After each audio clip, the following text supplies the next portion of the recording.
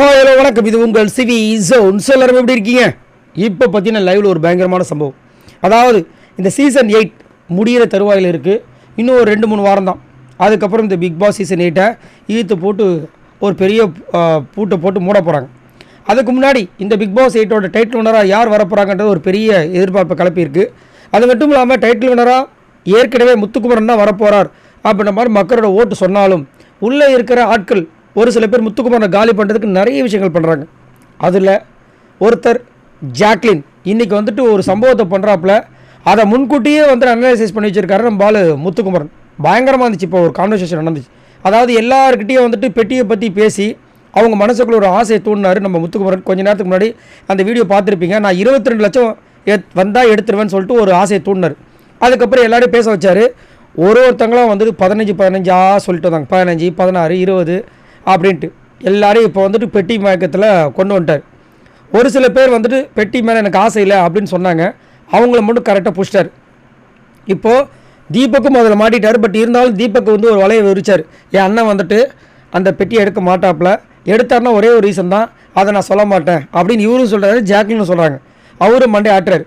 அதுக்கப்புறம் நான் இந்த கேமை நான் எனக்காக விளாட்ல, என் பையனுக்காக விளாட்றேன்னு சொல்லிட்டு அவர் என்ன பண்ணிட்டாரு, கடைசியாக எனக்கு ஆசை என்னென்னா கடைசியாக நான் ஸ்டேஜில் நிற்கணும், என் கையை தூக்கணும், இன்னொரு பக்கம் இன்னொருத்தன் கையை தூக்கணும், அவ்வளோதான், அதை நீங்கள் 2 பேரும் முடிவு பண்ணிக்கிங்கன்னு சொல்லிட்டு அவர் போயிட்டார்.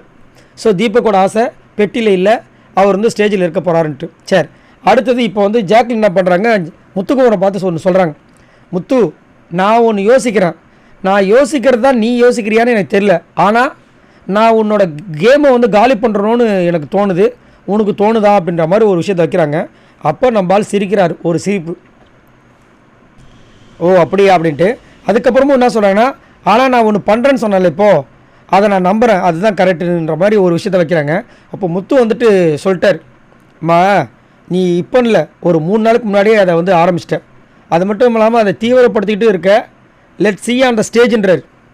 நீ அதை ஸ்டேஜில் பார்ப்ப ஜாக்லின், உன் கூட நான் 82 நாள் ட்ராவல் பண்ணியிருக்கேன், இது கூட என்னால் புரிஞ்சிக்க முடியாதா அப்படின்ற மாதிரி ஒரு மாதிரி பேசுகிறாரு.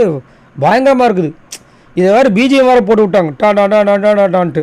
ஜாக்லின் அப்போ அப்படியே பார்க்குறாங்க, ஆஹா என்னடா இவன் எல்லாத்தையுமே கனெக்ட் பண்ணி வச்சிருக்கானுன்ட்டு. ஏன்னா இவங்க முத்துக்குமரனுக்கு ஒரு சர்ப்ரைஸ் பண்ணலாம் பார்த்தாங்க. ஆனால் அவர் நீ 3 நாளுக்கு முன்னாடி ஆரம்பிச்சிட்டுன்றது எனக்கு தெரியுன்ட்டார்.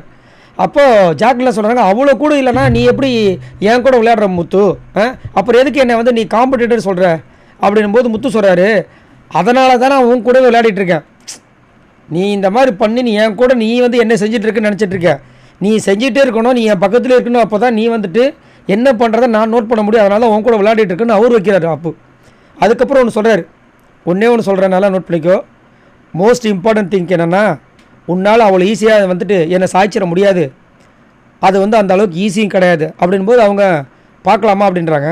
உன்னால் முடிஞ்சதை பாருன்றார். பயங்கரமாக இருந்துச்சு கான்வர்சேஷன். நான் ஆல்ரெடி ஒன்று சொல்லியிருந்தேன், இவங்க ஒரு விலையை விரிச்சிட்டு இருக்காங்க, அதில் மஞ்சள் நல்லா மாட்டிட்டு சமீப காலமாக ஒரு வாரமாக பார்த்தீங்கன்னா மஞ்சளோட ஓட்ஸ்லாம் டவுன் ஆகிறதுக்கு நிறைய வாய்ப்புகள் இருக்குது. முத்துக்குமரனுக்கு ஆப்போசிட்டாகவும் பேசுகிறாங்க. ஜாக்லின் கூட சேர்ந்துலேருந்து அவங்களோட பேர் கெட்டு போயிருக்குன்னு நான் சொல்லிட்டே இருந்தேன்.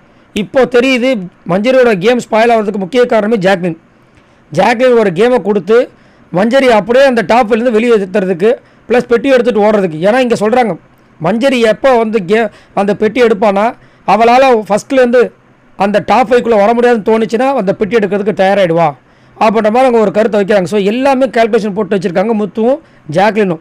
பயங்கரமான கால்குலேஷன். ஆனால் ஜாக்லினுக்கு சிம்ம சொப்பனமாக நம்மளால் நிற்கிறாரு பார்த்தீங்களா, அங்கே தான் மேட்ரு.